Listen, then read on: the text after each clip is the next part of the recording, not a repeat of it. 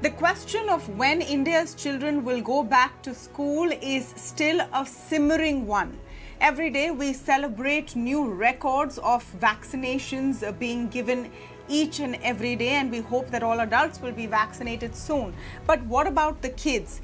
Even as trials are being conducted right now for vaccination for kids, it's not very clear what the overall policy is for kids going back to school. Now, some states already have children going back to school in certain classes and in certain areas, so it's all bits and pieces and depending on what's happening in that space. But there is no denying that the impact on kids not yet in school is universally not a very good one, especially those in rural areas or the urban poor who don't have access to devices or the kinds of schools which can manage to teach them online. Loss of learning is definitely a big concern. Now, this issue came up recently in the Supreme Court when a student moved the top court asking for schools and virtual schools to end and real life schools to be reinstated.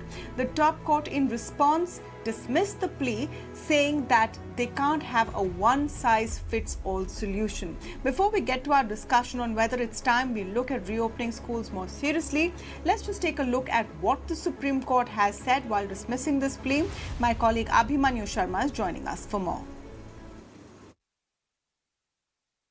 Refusing to hear a PIL seeking to resume physical classes in all schools, a bench led by Justice D.Y. Chandrachud observed that they cannot pass a uniform order to reopen schools for physical classes, while noting that children do need to go back to school, but it's best for states to decide since COVID cases differ from one state to another and states need to take a dynamic call. The court made it clear that it does not have scientific data or information on COVID incidents across states, and made it clear that the issue falls within the policy domain of the executive, and the court refused to venture into this area. The court observed that centre and states are already reluctant to expose children to a possible infection and made it clear that it cannot send students back to school by a uniform order by ignoring the possibility of a third wave. The court made it clear that governments are answerable as well as conscious to the needs of children to go back to school. The petitioner before the Apex Court had claimed indecision on the part of the union government and states to not resume physical classes. He had claimed that he was echoing sentiments of a large number of underprivileged students who were suffering from psychological and physical ill effects of closure of schools, and had claimed that shut schools implied that students were losing out on midday meals. So while the Supreme Court has decided to stay away from what is essentially a governance issue, the question still remains whether there should be a uniform policy or at least a clear direction on what is the criteria for children to go back to school. How will states decide, and can the future of children's education remain in limbo for a second year in a row, essentially for another whole academic year? Dr. Chandrakant Lahariya joining us on the conversation today. He's an epidemiologist, a vaccinologist and public health and policy expert. Dr. Manjula Raman, as CEO of Royale Concorde International Group of Schools, with us on the show, as is Advocate Anubha Shrivastava Sahai, who's president of the IWPA, that's the India-Wide Parents Association. Welcome to all of you, and thank you so much for joining us today. Ms. Anubha, let me begin by getting your perspective and perhaps what parents are thinking about, because in a lot of places, schools are also hesitant to push the envelope. Many parents are also not very sure whether they want to risk sending their children back to school. Is that a valid concern? Yeah, definitely. Thanks for taking up this issue, because now many schools are reopening in different states, and we are also seeing that many students are now going back to school. But as far as government schools are concerned, yes, you can see a good number of students are returning back to school. But as far as private schools are concerned, parents are still not in a mood to send their children to school because they still feel that there is a risk. Recently in Sikkim and again in some other states also, children were infected with COVID after the opening of school. So until unless the children are vaccinated, most of the parents feel that until unless children are vaccinated, teachers and other staff are vaccinated, they're not willing to send their children to school. So that fear is there in their mind, no doubt. And in villages and remote area, due to lack of internet connectivity and other mobile gadgets and all, students are out of school. They are not having any kind of access to online classes. So this is a very big issue as far as children in remote areas are concerned. But in urban areas also I have found, and I have heard that, and many students told me that when they don't have access to online classes. So it's a very big concern, very big issue. But yes, government should step in. As far as the uniform decision is concerned, I don't think in India we can take any such kind of uniform decision like Supreme Court has held, because every state has different, like in Maharashtra we have many cases. In Madhya Pradesh we can see the cases are less as compared to Maharashtra and Kerala, Andhra Pradesh. So in different states we have different COVID status. So accordingly states should take a call, and parents, it's up to the parents. Once the parents are interested, after parents consent only. I know, I understand that completely. Miss Anubha, I understand that completely. Obviously, every state has to take its own call, but there has to be a uniform guideline for that. So, for example, the state with the highest number of cases right now, Kerala, has decided that they are going to bring kids back to school, and some experts are even lauding this. States with lower cases have not yet taken that decision. So should there at least be a uniform guiding principle so that you know every state is making that decision based on the same outlook? Let me get Dr. Chandrakant Lahariya into this. So Kerala, for example, is going to start school from the 1st of November for classes 1 to 6 and 11 and 12. Does that make sense to then leave out the middle classes of children? Well, so what we need to remember that every Indian state can open this school depending upon their local epidemiology. That's what Kerala is going to do. So this approach had to be decentralized and localized, which essentially means the decision should be made at district level, and in some areas like a rural area, even by Panchayati Raj institutions. And that's what Kerala is going to do, because India meets that threshold in majority of districts that less than 5% of the test positivity rate, schools can be open. In fact, we are hearing a lot that schools should be first to open. But what is happening, everything, including the malls and cinema halls and massage centers, everything is open. The only thing which is closed in the country is schools. So that's the one thing. Second thing is, I believe that Kerala is one of the first state which is opening primary school first, which is the most scientific approach. Though Uttar Pradesh and Bihar has also done that, they have opened the primary school, but other states mainly focused upon higher schools, higher grades. But we know that primary school children are at the lowest risk. As far as your question and Kerala policy is concerned, I personally think that that's the right approach, that you start with some children, which is Kerala is starting with 1st to 7th grade and 10th to 12th grade. And of course, in the beginning, you want to see that how things are playing out, and then you want to bring other classes. So it's a good approach for all the state to start with some classes and then move to the rest of the classes.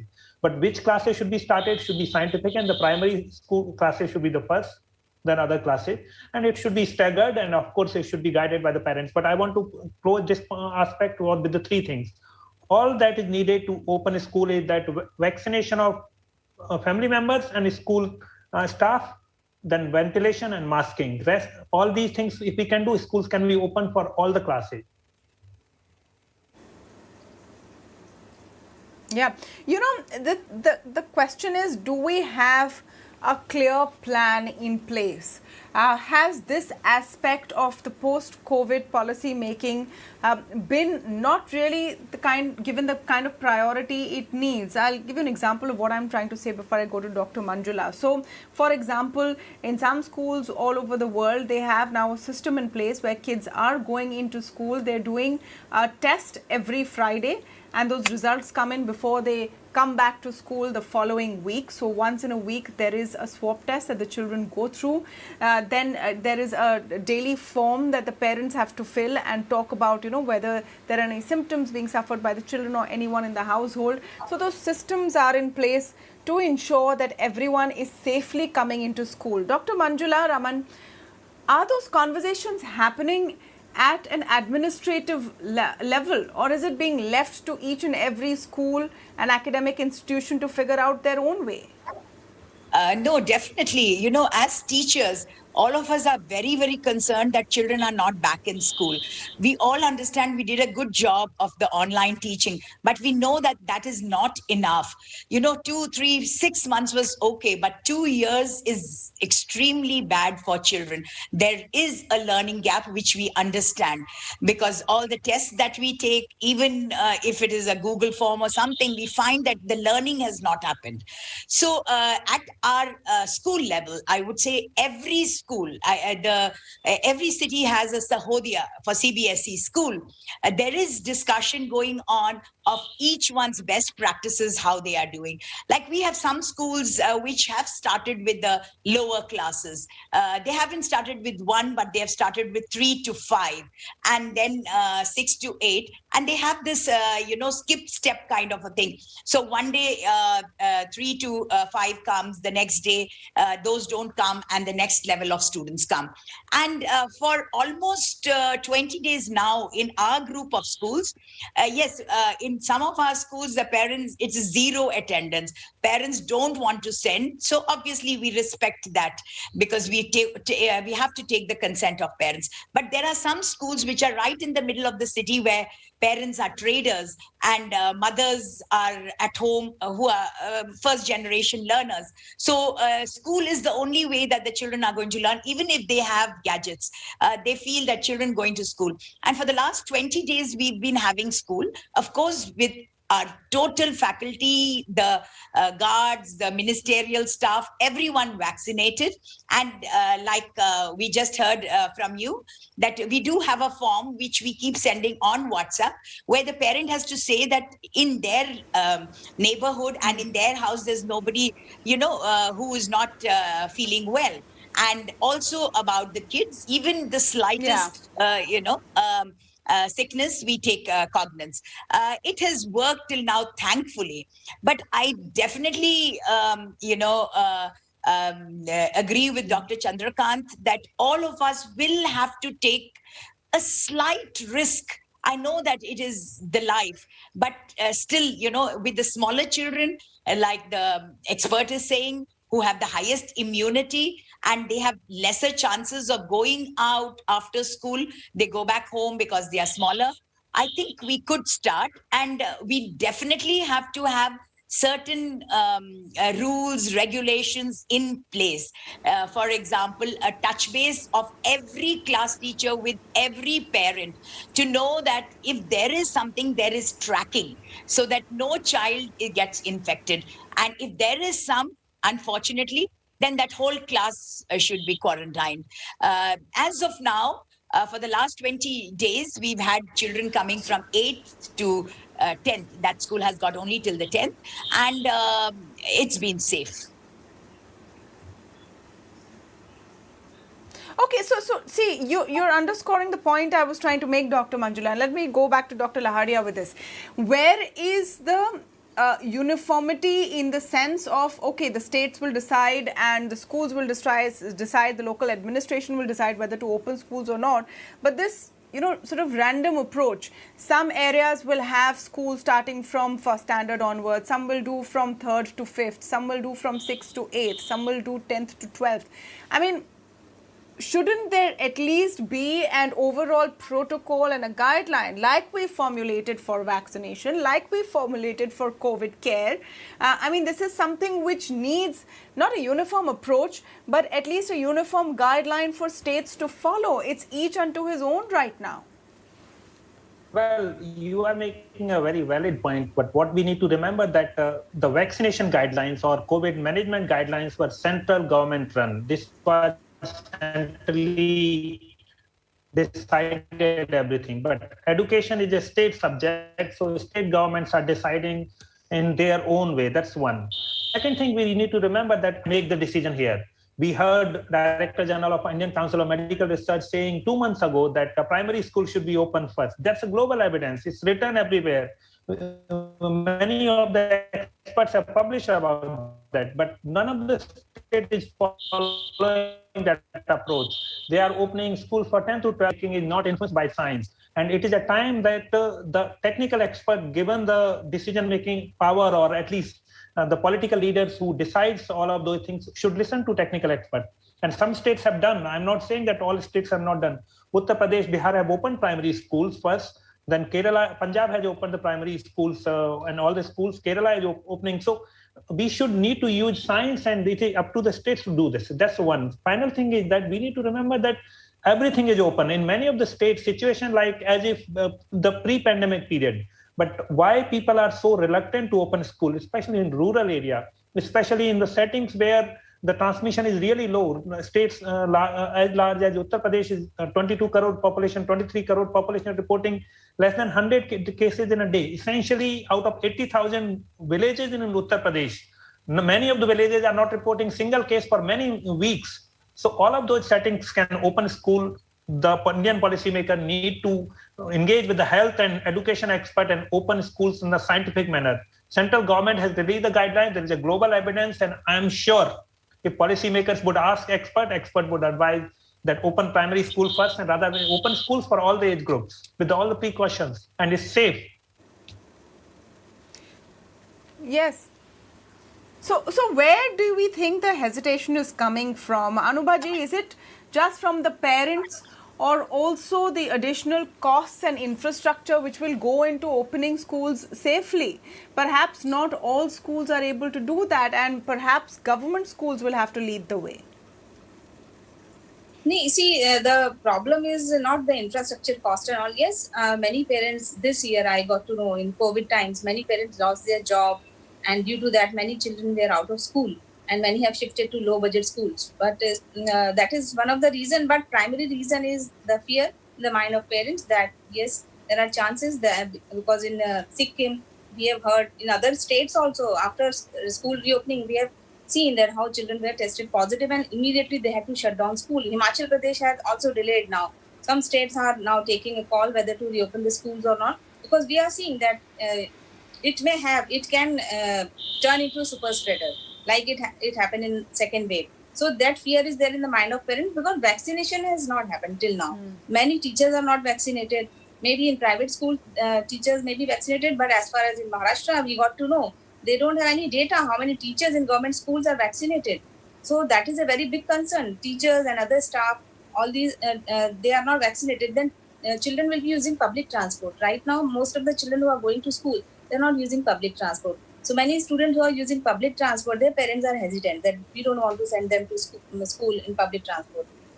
So there are many other issues due to which these are practical problems due to which these students and parents are not they don't want to go to school. Students, they want to go to school. No, but you know the question is when the world over solutions are being found, and in some states solutions are being found, is it fair that the children of one state of India get to go to school while the children of another state get left behind? Are we not taking this seriously enough? Is my question as educationists, as parents, as students, are we not looking at the kind of damage that this will do? Dr. Manjula, just talk to us about what it means for a child to not have gone into school for 2 years and the kind of learning loss and the gaps in learning that you are observing.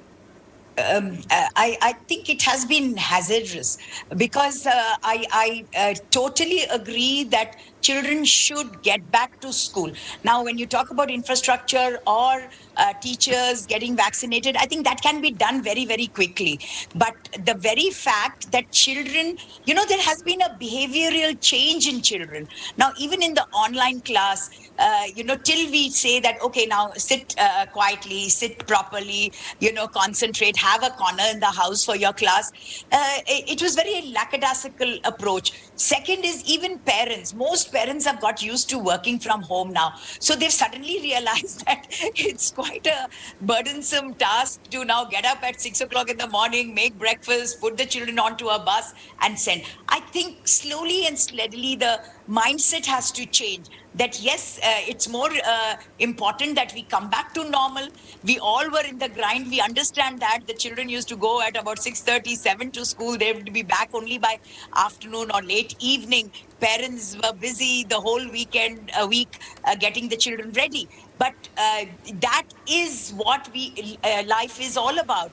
If we are denying the children the basic thing of learning, of socializing, of touching base with their peer group, of learning is not maths, social science. Learning is just hugging a classmate or talking about last night's torrential rain, or talking about something. These are all life skills, and these are all embedded in the Yeah, no, school social when they meet skills. other children. Yes. Absolutely. And it's not about that can be taken from anywhere. Absolutely. We've got Social so much of skills content. is no, not at all. Not at all. The kind of learning that children have in their school breaks and on the school bus can't really be mimicked beyond a point even with for the virtual teacher, learning. even for the We teacher, have to it's take a been decision miserable. quickly. Yes, we have to take, and even for the teacher, Absolutely. it's been We have to take a miserable. decision quickly. We can't perhaps continue being, afraid and hesitant, because, as Dr. Lahariya pointed out, a lot of establishments across the economy have opened up, and children are going there. Children are now going to more places outside their homes than they were going to before. Will we not be able to find a way to make schools safe, and should we not be putting more pressure on it? That is the question that we have to mull this evening. Thank you so much to all of you for joining us today on this very important discussion on the India development debate. Thank you. Thank you.